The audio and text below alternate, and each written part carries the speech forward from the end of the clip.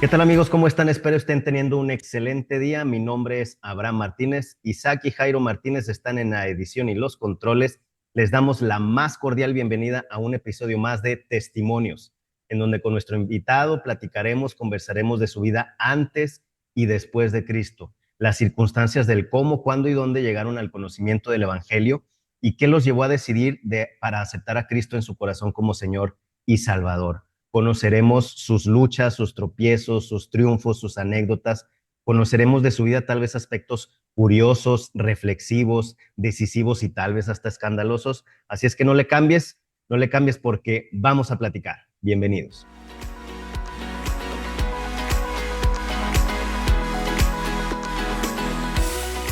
Bien amigos, muchas gracias por estar aquí con nosotros. Con el gusto de siempre les hacemos la más cordial invitación a que nos sigan en las diferentes plataformas, Spotify y YouTube, y se suscriban si no lo han hecho, y que le den me gusta a los episodios que les hayan gustado, que les hayan interesado, que les hayan dejado algo de provecho, y por qué no, que nos compartan y nos recomienden con sus amigos, y claro que sí, que nos hagan saber sus comentarios. Estamos prestos y dispuestos a recibirlos. Y el día de hoy es un episodio especial porque lo estamos haciendo de manera remota, estamos conectándonos, estamos ahora sí que brincando el charco, nos estamos conectando directamente hasta la ciudad de Cartagena en España.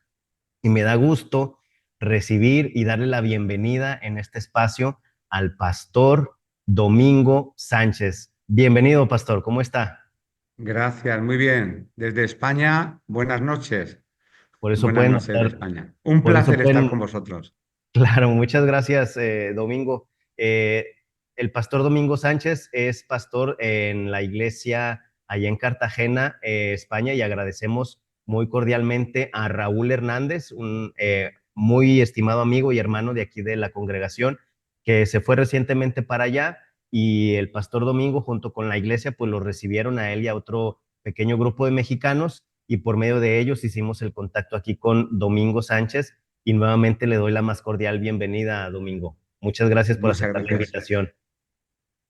Bien, Domingo, le agradezco mucho estos minutos porque pues sabemos que por la diferencia de horario pues no coincidimos. Sin embargo, nos hicimos el tiempo ahí para poder conversar, poder platicar con usted, y pues hay muchas cosas que platicar, ¿no, pastor? Y el día de hoy queremos saber, queremos conocer de viva voz de usted acerca de su testimonio.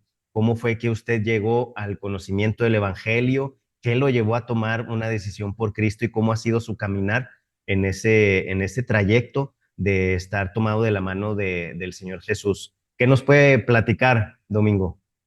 Bueno, pues en una vida larga como esta tengo 66 años, pues podría decir mucho ya desde bien jovencito. Bueno, tuve el privilegio de estudiar en un colegio religioso y siempre tuve inquietud bueno, pues tuve inquietudes espirituales, mucho temor a la muerte, y aquello me hizo indagar en cuál era la verdad. Lógicamente me eduqué en un ambiente, como he dicho, muy religioso. De hecho, a la edad de los 16 años ingresé en un seminario para llegar a ser... Aquí en España se dice fraile, que no sacerdote, que no es lo mismo. El sacerdote es el que quizá puede oficiar lo que es una misa, como se dice dentro del ámbito católico. Es un religioso que se dedica a la docencia, son los hermanos maristas, pero bueno, pude estar 2 años en una ciudad de España estudiando, bueno, lo que es en España llamamos el bachillerato, pero tuve que salir de aquel seminario católico porque conocí a una chica y lógicamente dentro de la religión católica sabemos que el celibato es bueno, una cosa importante y es imposible. Y posteriormente, a la edad de 20 años, pues alguien me habló del Evangelio, un amigo, me Oiga, habló Domingo, literalmente. ¿Cómo? antes de seguir, disculpe, ¿la Sí. formación de un fraile y de un sacerdote es la misma entonces? No, no es la misma. Un fraile es un religioso que no tiene todos los estudios teológicos para llegar a oficiar lo que vulgarmente se llama la misa. Si no es Ujú. un religioso, es que ayudaría, sería como un auxiliar del cura, Ah, ok. pero dentro de las distintas misiones están los dominicos, los franciscanos, los maristas. Concretamente, mi orden se dedicaba a la docencia de jóvenes. Es un Ah, religioso que hace los mismos votos que cualquier cura. En mi caso concreto, al igual que los franciscanos, el de pobreza, obediencia y castidad. Son ujú. votos que se hacían, pero yo me quería enfocar hacia la docencia, porque yo creo que yo ya nací siendo docente y por eso me encaminé hacia esa denominación. Pero cuando surgió el amor juvenil, pues ahí tuve que tomar una decisión y mi decisión fue, pues, tuve que dejar, lógicamente, el seminario y ahí pues tampoco mi familia, bueno, a pesar de que hoy en día pues son creyentes, mi infancia no fue una infancia muy, no sé, muy buena. Es que hay ciertas cosas como esta que quizás sean fuertes de escuchar, pero no tengo un referente que me ayudara. Mi papá, por ejemplo, en España, pues él estuvo en la Segunda Guerra Mundial. Su madre ejercía, como se dice aquí en España, no sé cómo se dirá en México, la labor, el trabajo más antiguo del mundo y quiso después desprenderse de su hijo, de mi papá, y le mandó a la guerra, Segunda Guerra Mundial. Y él volvió con 18 años, lo mandó con 16, cambiando un poco las fechas. Y yo fui educado en un ambiente muy, no sé cómo, no encuentro el adjetivo, una familia desestructurada, marginal, donde todo lo que veía no me beneficiaba. Pero para huir de ese ambiente, yo me refugié en los estudios. Por eso pasé desapercibido en mi ámbito y claro, mientras que mis compañeros, sus padres, pues eran en Cartagena, que es una ciudad marítima, como es Cartagena en Colombia, pues Cartagena en España es una ciudad marítima, pues yo preguntaba a cualquier compañero y sus padres eran almirantes, capitanes de fragata, de corbeta. Claro, yo no podía decir mi origen, de dónde venía. Mi padre tenía ciertos negocios, bares, donde no era un ambiente muy decente, muy honrado, que digamos, y lo que yo visualizaba, pues me dañaba, y eso fue lo que me hizo huir del hogar y refugiarme en la religión como refugio. Por eso cuando salí, como consecuencia de un enamoramiento, mi vida no fue a mejor, fue a peor. Y fui indagando en este mundo, pues lo que cualquier joven, pues en el sexo, el alcohol, el tema de las drogas, pues gracias a Dios, el Señor me libró de ahí, pero muchos amigos míos en la España de los 80 fue donde proliferaba aquí en España la droga y hay muchos compañeros de mi época que fallecieron como consecuencia del famoso VIH o virus de inmunodeficiencia adquirida, vulgarmente hablando SIDA. En los años 80 moría muchísima gente en España. Me libré gracias al Señor porque me convertí a la edad de 20 años y eso fue lo que me hizo librarme de la muerte y, bueno, y de este ambiente. ¿Cómo me convertí a Cristo? Pues fue muy sencillo. Simplemente acudí por primera vez a una iglesia evangélica. España, pues, aunque dice la Constitución española que es aconfesional, pero por tradición España es católica, es apostólica y es romana. Y lógicamente, bueno, yo conozco ese trasfondo porque vengo de un trasfondo muy católico. Pero cuando yo escuché el Evangelio de otra forma, no sé explicarlo. Como cuando Jesús predicaba y decían, este no habla como los fariseos, porque cuando habla parece que habla como con autoridad. Yo escuchaba un tipo de predicación que era muy, no sé, que yo la sentía, me llegaba al corazón. Y justo el mismo día de mi cumpleaños, un 26 de marzo, cuando cumplía 20 años, fue cuando decidí entregar mi vida a Cristo. Claro, fue maravilloso para mí, pero traumático en mi familia, porque cuando llego yo a casa todo contento a decir, he conocido a Cristo, mi padre, mi madre, mis hermanos pensaban que yo me había vuelto loco, porque era una persona que siempre emprendía cosas nuevas, buscaba llenar el vacío de mi corazón en viajes, emprendía trabajos, todo lo dejaba a medias, nunca terminaba nada de lo que empezaba. Y para ellos era una novedad más en mi vida. Bueno, pues ha tropezado con los protestantes, podría haber tropezado con los testigos de Jehová o podría haber tropezado con la secta oriental de los Hare Krishna. Eso fue lo que entendieron mis padres. Pero gracias al Señor, los cristianos venían a casa y mi padre tenía un negocio que era, no sé cómo allá se dice, aquí se dice un bar. Un bar Ujú. no es lo mismo que una cantina en México. Un bar en España es un lugar donde no solamente puedes tomar refrescos y algo de alcohol, sino que aquí en cualquier bar en España hay comida, se come y se bebe. Teníamos un bar de ese tipo, pero venían los jóvenes de la iglesia a visitarme y mi padre veía que llegaban con Biblias debajo del brazo, pero se daban cuenta de que no pedían alcohol, de que eran personas distintas y le hablaron de Jesús.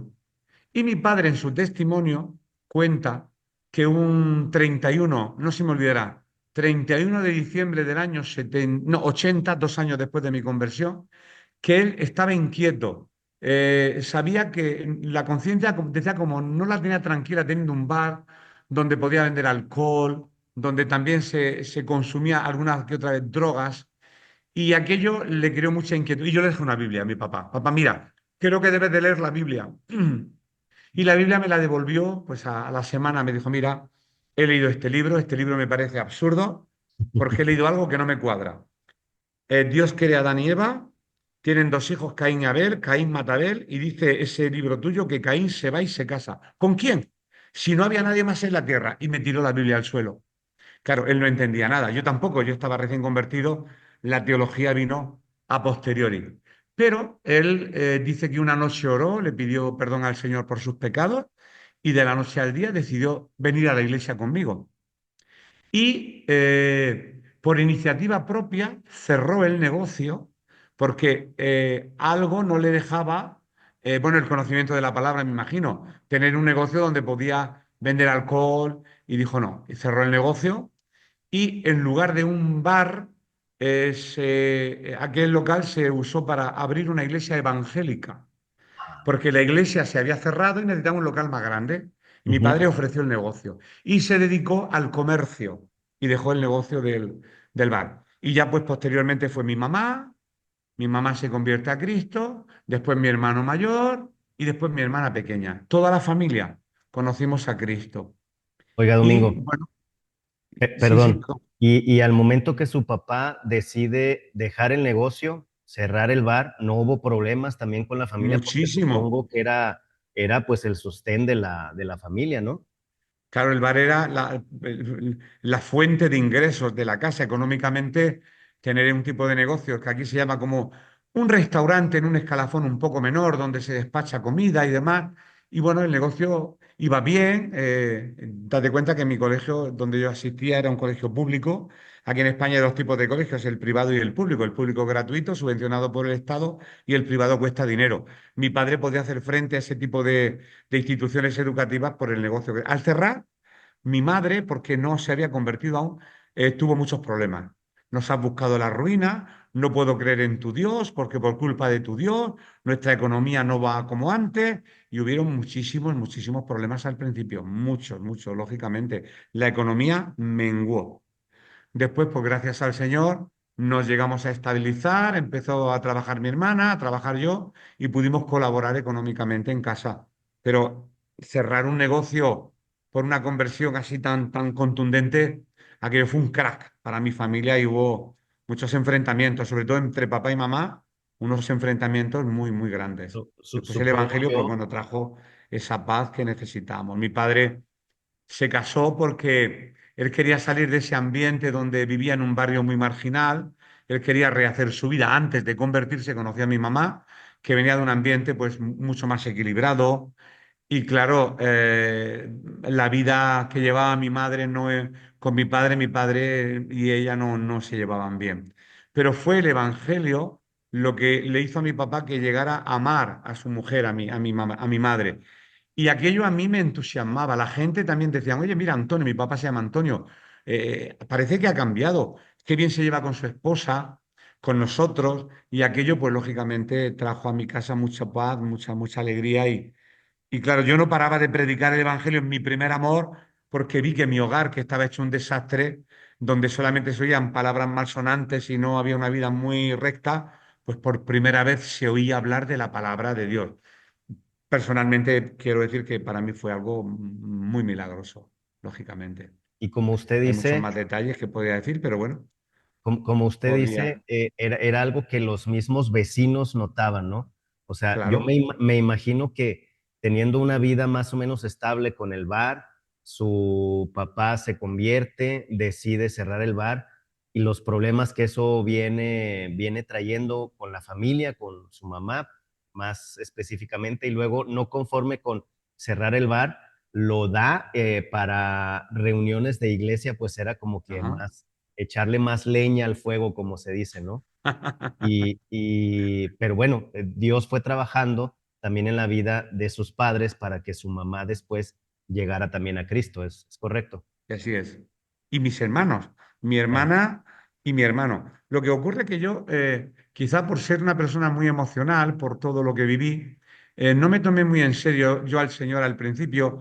Andaba un poco, aquí se dice la palabra tonteando, o sea, un poco divagando, ¿no? Entre el mundo, entre el Señor.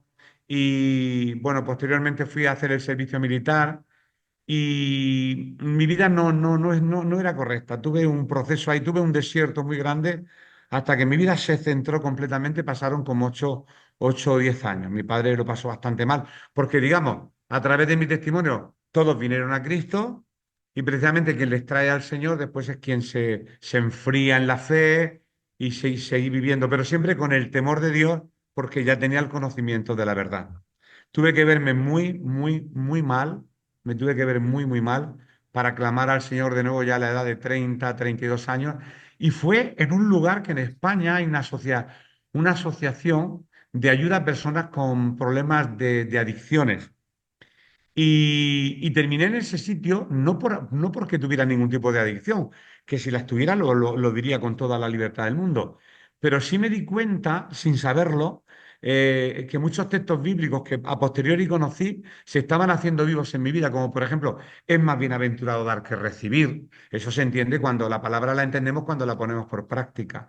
Me encuentro en un lugar donde habían personas que habían salido de distintos mundos, del alcohol, de drogas, de malos tratos, y yo estaba allí colaborando en un centro y viendo como muchas vidas, algunos morían, porque muchos se habían salido del mundo de las drogas con el tema del SIDA, y entonces no había lo que hay ahora, medicamentos retrovirales, donde estos chicos aguantan mucho más. Y en ese servicio cristiano, porque una cosa es la teoría y la práctica, como profesor, cuando estudias la carrera de profesor, tienes la teoría, que es la parte teórica, cómo se enseña, y la práctica cuando entras en un aula. Pues la vida cristiana es un tanto igual. Una Ujú. cosa es lo que Jesús le enseñaba a sus discípulos del amor, el perdón, pero después ellos tenían que practicar ese amor y ese perdón. Pues lo mismo. Ahí tuve que dar mi vida, mi tiempo, mi dinero, porque ya no era teorizar el Evangelio, sino poner por práctica el amor, el perdón, el, no sé, el renunciar a mis gustos, a mis caprichos por amor a los demás. Y eso me hizo crecer de una manera descomunal en Cristo. Ver muchas vidas que estaban desahuciadas por la sociedad, verlas como eran restauradas por el poder del Evangelio. Y a posteriori, pues visitar cárceles, prisiones. Y ya me dediqué al tema de la rehabilitación durante 20 años. Mi esposa y yo estuvimos trabajando en España. Dentro de la iglesia había una obra social llamada CERMA, Centro Evangélico de Rehabilitación de Marginados, y la terapia, además de psicólogos y médicos, lógicamente, la terapia espiritual era ajustar sus vidas con el mensaje del Evangelio. Y aquello fue maravilloso. Aquello fue maravilloso. Tuvimos que dejarlo porque yo me casé muy tarde, porque, como he dicho, mi vida no fue muy recta. Todo lo hice tarde, pero hay un texto que dice que el Señor lo hizo todo hermoso a su tiempo, Bien. a su tiempo. Y mi tiempo de matrimonio fue los 39, mi tiempo de ser papá a los 40 y mi tiempo de terminar mi carrera a los 48 y mi tiempo de ejercer mi carrera casi con 50. Tengo 66 y llevo apenas 15 años siendo profesor en un instituto de secundaria. Y aquí viene la pregunta. ¿Y es que no trabajaste antes? Claro, claro que trabajé, pero eran trabajos esporádicos, trabajaba, no trabajaba, pero hasta que mi vida no se centró en Cristo digamos, estaba maduro, pues fue cuando pude casarme, ser papá, posteriormente estudiar, ser profesor, y llegué tarde, pero llegué. Hay gente que dice, hermano, no tarde, llegaste y ya está. Eh, Sí, claro. Y en esa carrera de profesor, me comentaba que hay una materia específica en España. ¿Me podría comentar al respecto? Sí, bueno, en mi carrera realmente es filosofía. Yo estudié, me licencié en filosofía porque cuando yo estudié en secundaria con 17 años, muchísimos años después, recién casado, me dice mi esposa, bueno, ahora que tienes más tiempo, podrías estudiar y en España. Ahora está de moda que la gente adulta estudie. O sea, yo empecé muy tarde a estudiar mi carrera. De hecho, la licenciatura aquí era 5 años y yo la hice en 7, 8 años porque trabajaba en el centro de rehabilitación, ya empecé a compartir la palabra y al mismo tiempo estudiando, criando a mis hijos. Aquello fue. Yo muchas veces cuento esta anécdota que me he visto con mis 3 hijos. Mi mujer es enfermera y trabaja de noche en un hospital en urgencias pediátricas. Y cuando ella se marchaba, yo tenía que cuidar de mis niños. Yo tenía a mi niño pequeño en brazos, otra niña en su cochecito, tenía que ir moviéndola para que no llorara, y una tercera que dormía y de vez en cuando, papi, agua. Y yo estudiando a Sócrates, a Platón, a Aristóteles, y yo siempre decía, si ahora viniera el catedrático o viniera mi profesor y solamente por verme tendría que aprobarme. No necesito ni siquiera eso como anécdota, ¿no? Y bueno, terminé, gracias al Señor pude terminar mi carrera, pero fue cuando en España se aprobó una ley por la que la religión evangélica podía ser una asignatura en los institutos. Entonces, actualmente en España, una ley que se aprobó en el 92, pero que hasta el año 2016 no pudimos empezar a entrar en enseñanza primaria y secundaria. La enseñanza primaria en España va desde los 3 años hasta los 11 y la enseñanza secundaria desde los 12 hasta los 18, ya posteriormente ya la universidad. Pues yo estoy en enseñanza secundaria dando una asignatura que se llama religión enseñanza religiosa evangélica. Literalmente es predicar el evangelio en los institutos, pero puntúa y evalúa como cualquier otra asignatura. De eso, cuando cogen Ujú. los jóvenes las calificaciones, matemáticas, un 7, inglés, un 9, religión evangélica, pues un 10. O sea que es una asignatura más que cuenta en el cómputo global de las Claro. notas para pasar de curso, incluso para iniciar una carrera. Es algo muy hermoso, porque ves que estás trabajando, son unos ingresos económicos, porque el obrero tiene su salario, lógicamente, y al mismo tiempo estás predicando el Evangelio en las aulas. Es Claro. algo muy hermoso. Yo pienso que es un regalo que Dios ha hecho aquí a este país, a los que estamos impartiendo esa asignatura en las escuelas públicas. Personalmente, es Y lo que yo pienso. en esos años de enseñanza, ¿ha habido o ha conocido de estudiantes que se han interesado o incluso que hayan llegado a confesar a Cristo como su Salvador? Sí, la verdad que llevo un total, no sé si llega a 14, 13, no recuerdo, en 13 o 14 años, no son muchos los que llevo impartiendo esta asignatura. Hay algunos pocos, pero a verlos, como dice el castellano antiguo, a verlos, haylos. Date cuenta que no es lo mismo, yo le digo a los jóvenes, porque muchos son hijos de creyentes que vienen incluso a nuestra propia congregación. Claro, Sí. ellos cuando me ven allí, dice el pastor, digo, aquí no soy pastor, aquí soy profesor. Ellos no entienden, a veces no saben separar lo que es el pastorado y ser profesor. Ajá. Digo, en la iglesia, pues es una cosa y esto es una clase. Pues una clase normal donde se imparten unos conocimientos. Por ejemplo, aquí se llama enseñanza secundaria obligatoria desde los 11 a los 16, después bachillerato hasta los 18. Y tenemos un currículum donde viene el contenido de la asignatura, dividido en 3 trimestres. El primer trimestre hay que enseñar lo que es la Biblia. Y en función del nivel, pues la Biblia, el origen, los manuscritos del Mar Muerto en Qumrán, en Israel, los géneros literarios que contiene la Biblia, en plan muy academicista, Ujú. no tan espiritual como en las iglesias. Claro. Después viene el segundo trimestre donde hablamos del personaje de Jesucristo. Por ejemplo, como se puede matricular cualquier persona, no siempre los alumnos que nos encontramos son creyentes. Hay niños que como es optativa marcan la cruz y me los encuentro en el aula y pueden ser ateos, católicos, de cualquier religión. Pero claro, yo aprovecho la asignatura para predicarles el Evangelio. Claro. Y de hecho tuve un bachiller muy hermoso porque mi hijo fue mi alumno. Y como había muy poquita gente, porque ya digo que evangélicos son muy pocos en España, hay un porcentaje bajísimo, mi hijo animó a sus compañeros y se matricularon un año conmigo casi todo el bachiller. Y eran todos ateos, ninguno creía en Dios. Y en ese segundo trimestre tuve que demostrar que Jesús fue un personaje histórico, cuanto menos histórico. Y bueno, hay una niña que tenía cáncer, tiene cáncer, y hablando de la muerte, ella se sintió muy mal, se salió del aula. Y creo que su abuelo es pastor evangélico. Y creo que acudió a casa, desapareció del instituto, yo llamé a casa, oye, ¿qué le pasa a esta chica? Dice, no, que ha llegado a casa diciendo que necesita salvación, porque si ella muere como consecuencia del cáncer, no sabe dónde va a ir.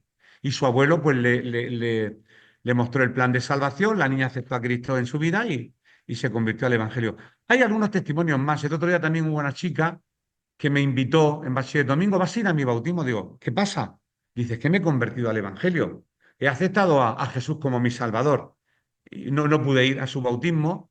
Y ahora tenemos un plan. Casi todos los alumnos que tenemos entre 16 y 18 hemos hecho como una mini asociación.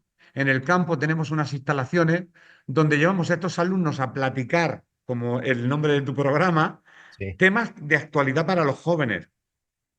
Pues no sé, ahora mismo no se me ocurre, pero temas. Y lógicamente le damos un tinte de respuesta cristiana. Hacemos mucha apologética, defensa de la fe, Ujú. argumentar, porque ellos siempre hablan la ciencia, la religión. Y incluso en la clase hemos llegado a hacer un experimento que ponemos a alguien que hace el papel de ateo y a alguien que hace el papel de creyente. Y Ah, entonces argumentan por una parte y otra, se hacen preguntas, como en la Edad Media creo que había algo que se llamaba la questiato, la disputatio y la resolutatio, en latín, que quiere decir una cuestión, una disputa y una resolución. Y se ha convertido el colegio en un lugar donde la gente está conociendo a Cristo a través de la asignatura. Y mira, ves que me pongo muy eufórico, pero es lo que vivo cada día. Y bueno, deseando que llegue el lunes para ver a mis niños y poder seguir hablándole de Abraham, de Isaac, de Jacob, de la salvación y de todos los temas que componen esta asignatura. Testimonios hay poquitos, pero algunos han conocido a Cristo a través de la asignatura. pues No sé si he aunque respondido. fuera, sí, claro, aunque fuera uno solo, digo, con eso es gloria a Dios, ¿no? Claro. Y, Sí, sí, y sí. entonces usted tiene mucho contacto con jóvenes de estas edades, ¿no? De 15 en adelante. Muchísimo contacto. Pero Y, tengo y una pena. Y ahora estaba aquí con un joven de vuestro país, de México, sí, un chico majísimo. Yo tropiezo mucho con la parte informática. Ahora, por ejemplo, en España han quitado todos los pizarrones tradicionales de mi época, no existen, ni las tizas. Todo está ajá. digitalizado, pantallas digitales. Y ahí yo lo paso fatal. Claro, estoy con los jóvenes y, sinceramente, aunque parezca prepotencia, como profesor, además de profesor, soy cristiano. Y entonces debo de amar a mis alumnos y ellos eso lo captan. Me pueden contar sus problemas. Hombre, si sé que vienen de iglesia y pertenecen a unas denominaciones con sus pastores, yo les remito a ellos. Pero si Ujú, algunos están desamparados o desangelados sin pastor, pues hablo con sus papás y si con el permiso de sus padres, si son menores de edad, les invito a reuniones, les invito a campamentos, les invito a la iglesia y tengo muchísima relación. Solamente me alejo de ellos en las cuestiones que tienen que ver con las nuevas tecnologías. Ahí es claro. donde me doy cuenta yo que estoy un poco lejos de ellos. Pero es mi ilusión es trabajar con jóvenes. De hecho, no me gusta salir con matrimonios de mi edad, mi mujer me lo dice, porque solo hablan de enfermedades. Me gusta salir con gente joven, con Sí, gente que habla de proyectos, que tiene ilusiones. Pero bueno, claro, también de vez en cuando salimos con algún matrimonio y ya empezamos a hablar de que si la tensión arterial, si tengo azúcar, si tengo artrosis. Pero claro. bueno, prefiero la gente joven, como tú. Muchas gracias. Domingo, y en el ámbito de la iglesia, ¿cómo es generalmente en España o ahí en la región donde ustedes están? ¿Hay una mayoría de jóvenes? ¿Hay mayormente personas mayores en las iglesias? ¿Cómo es? Bien, concretamente en la iglesia donde yo me encuentro actualmente, bueno, la denominación se llama Asambleas de Hermanos. Aunque mi conversión no fue en asambleas de hermanos. En España hay una iglesia que se llama Iglesia Evangélica Filadelfia en función de una etnia que existe en España, que es la etnia gitana. Ah, ok. El pueblo gitano en España abunda hay muchísimos gitanos, de hecho muchos de mis alumnos son gitanos. Y en el año 1960-70 a España llegó un misionero francés, se llamaba Monsieur Laguille, era de la iglesia metodista. El pueblo gitano es que, claro, tendréis que conocer España para que veáis cómo son las iglesias. Tenemos mucha influencia árabe, porque por Andalucía entraron los árabes en el 711 y toda la influencia árabe que tenemos en el sur, los tonos árabes se mezclan con los tonos flamencos de esta etnia gitana y es una de las denominaciones que más ha crecido en menos tiempo en España. De hecho, en España tenemos 50 provincias y hay miles y miles de cristianos de esa denominación. Claro, si tuviéramos que dividir la iglesia, bueno, hablar de división no es correcto, pero la iglesia de Cristo aquí en España, podemos decir que son dos grandes grupos, las iglesias, como decimos, tradicionales y las iglesias más movidas. Las iglesias tradicionales en España, donde yo estoy, por ejemplo, esta iglesia es del siglo XIX. La fundaron los ingleses en el 1840, 1850.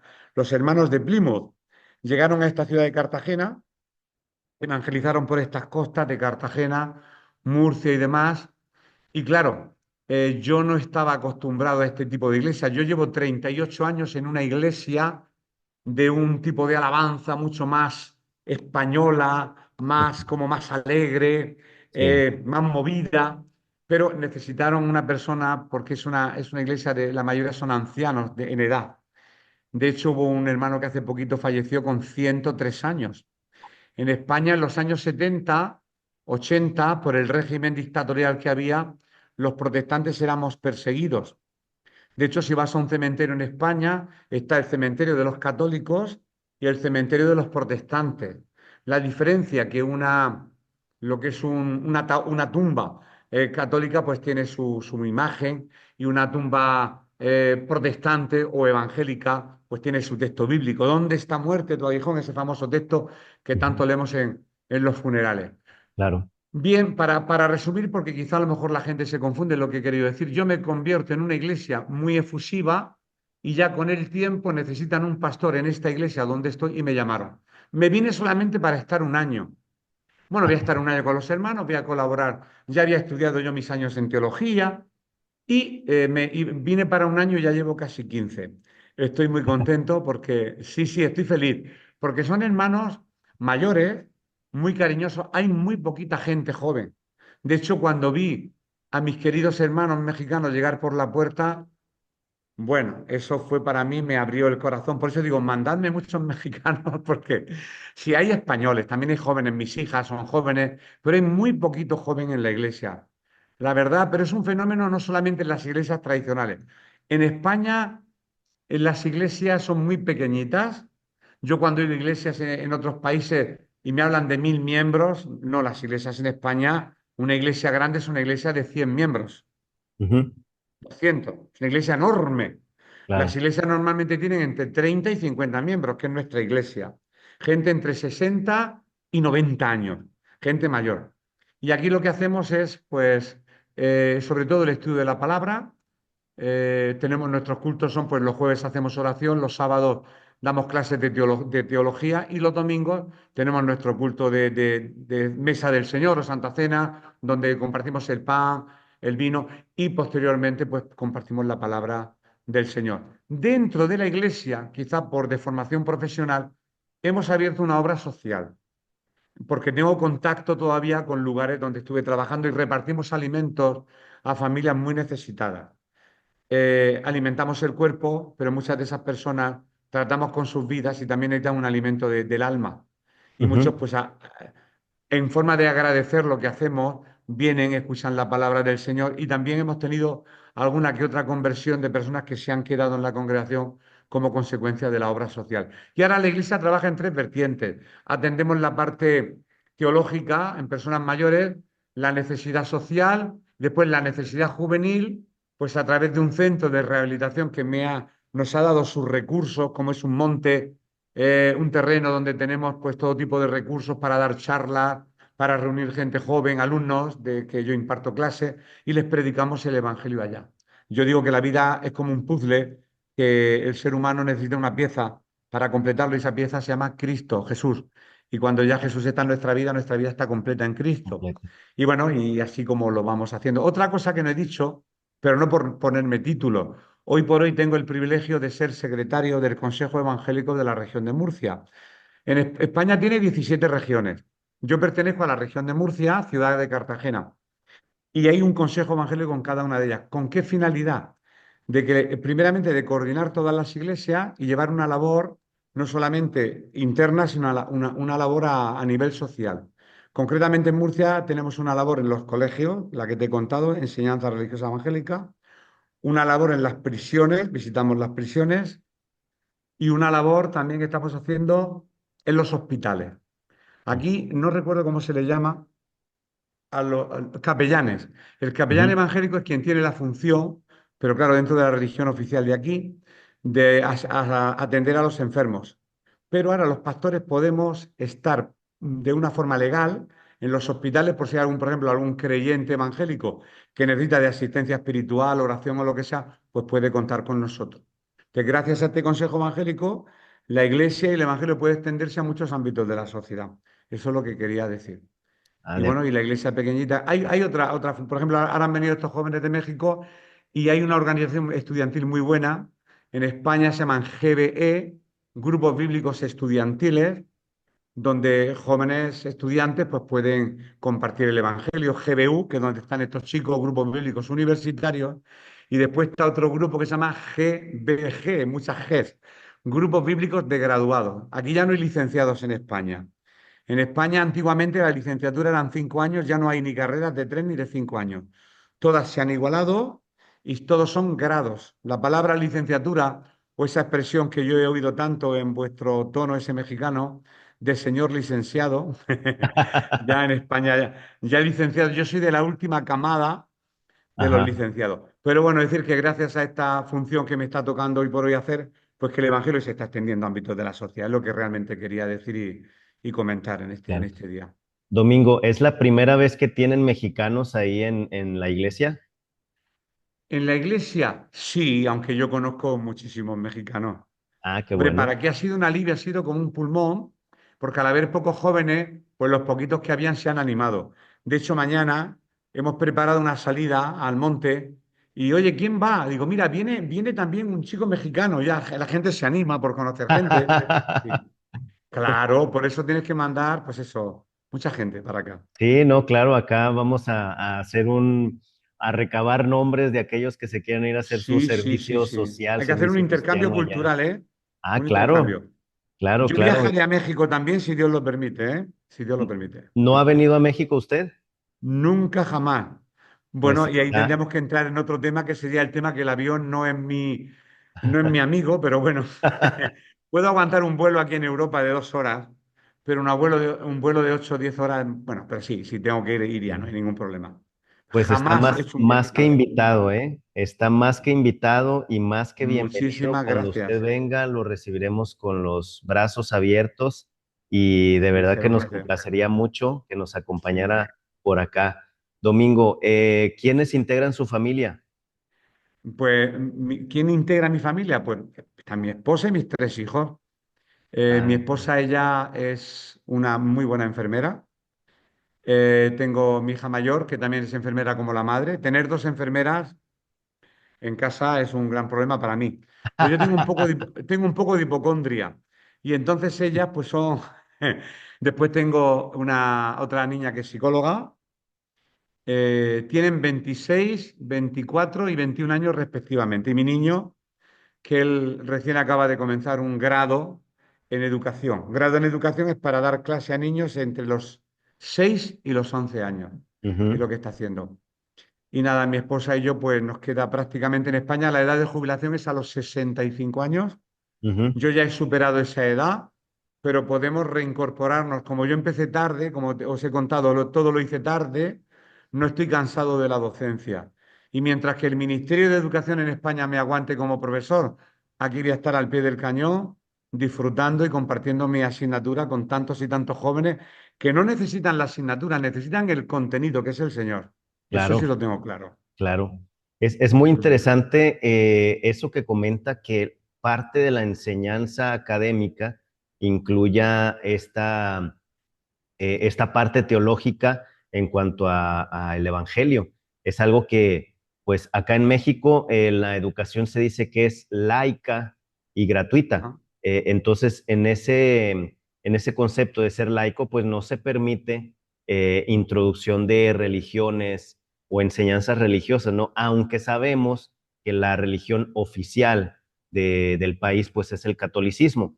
Y sí vemos a veces como que ciertas preferencias o inclinación hacia la religión católica por el hecho de festejar algunos días festivos. Por ejemplo, acá el 12 de diciembre es Día de la Virgen de Guadalupe, que es la patrona de Patrona México. oficial del país, ¿no? Así es, entonces, pero es interesante eso que usted comenta y todavía más interesante lo que usted comentaba de que por el hecho de ser profesor, pues prácticamente evangelizan a las personas, evangelizan a los jóvenes y eso pues es algo que indudablemente es beneficio para todos. Domingo Sánchez, pues muchas gracias por este tiempo que nos ha dado. Sabemos que no terminaríamos de platicar tantas vivencias, tantas anécdotas, tanto que ha vivido en este caminar con el Señor, que sin duda sería de bendición. No terminaríamos con uno o dos programas, que yo sé que hay mucho por decir, pero sí le pediría con qué podríamos quedarnos de esta plática, Domingo. Algo que quiera decir a la audiencia.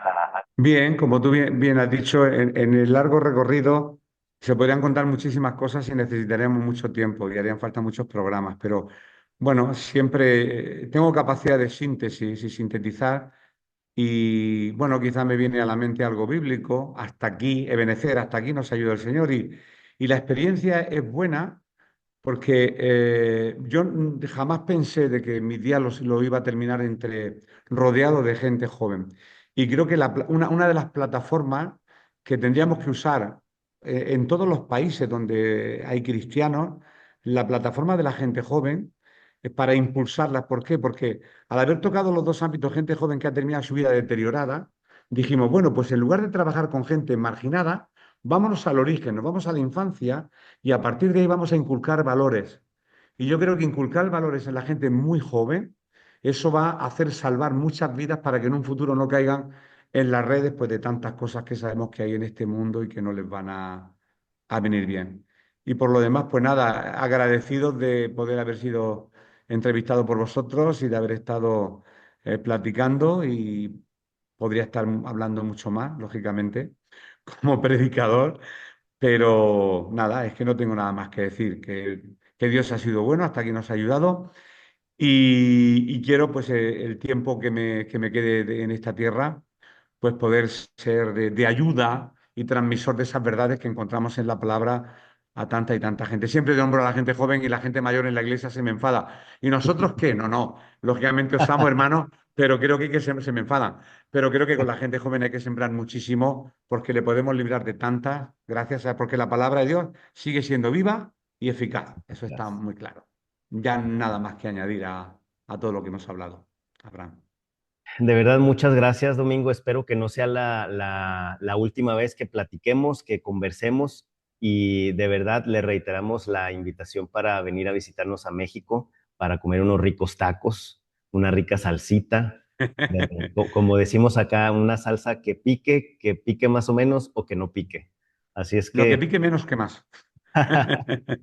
así es que Un placer, nuevamente, Abraham. muchas gracias, un Bendiciones para todos abrazo. vosotros. Y también un saludo grande y afectuoso a la iglesia allá en Cartagena que usted preside. Y amigos, pues muchas gracias por haber llegado hasta este momento. Les agradecemos su compañía y síganos en el próximo episodio porque ahí también vamos a platicar. Gracias.